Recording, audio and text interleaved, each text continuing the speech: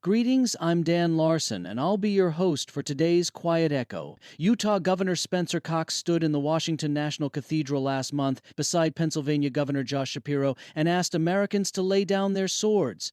A Republican and a Democrat, a Latter-day Saint and a Jew, two men who disagree on plenty, standing together to remind us that disagreement does not have to mean destruction. Governor Cox has spent years building what he calls the Disagree Better movement. The idea is simple. We can hold firm to our convictions and still treat the person across the table as a human being.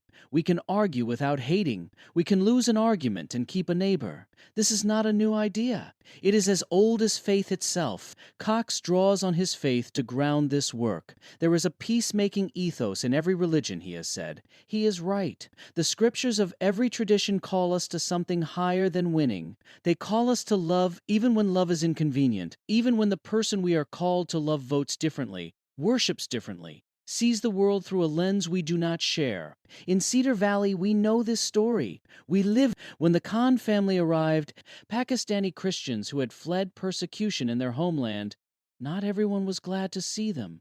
There were hard words and harder silences, but there were also people who chose differently, people who brought a casserole instead of a complaint, people who showed up at the deli not to make a point, but to make a friend. We did not agree on everything. We still do not.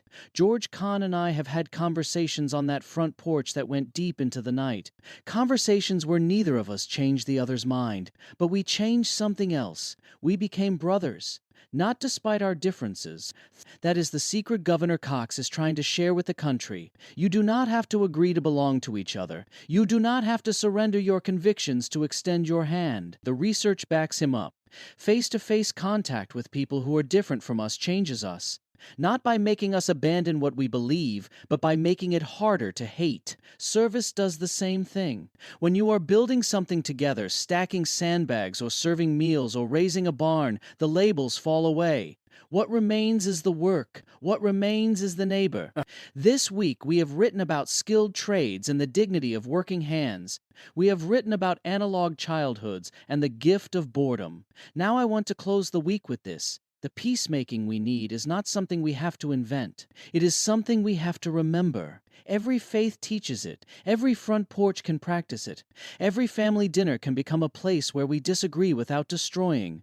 Governor Cox asked the question we all need to ask. Is this what 250 years has wrought on us?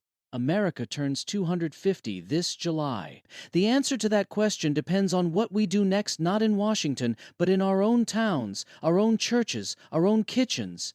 Blessed are the peacemakers, not the peacekeepers, the ones who avoid conflict at any cost. The peacemakers, the ones who walk into the hard conversation and come out the other side with something built instead of something broken. That is the work. That is the calling. And it starts as it always has on the front porch. This has been the Cedar Valley News Podcast. I am Dan Larson. Thank you for listening. Want to know the full story behind Cedar Valley? Teresa, Caleb, Dan, and the community you have come to know in these editorials first came together in quiet echo when loud voices divide, quiet ones bring together.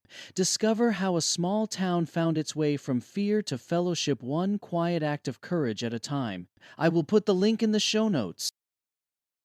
You've been listening to the Cedar Valley News Podcast, where small-town voices meet the headlines shaping our world.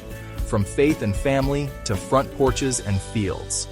We'll be back with more stories connecting real lives to real events. Until next time, keep your porch light on, your faith strong, and your heart open.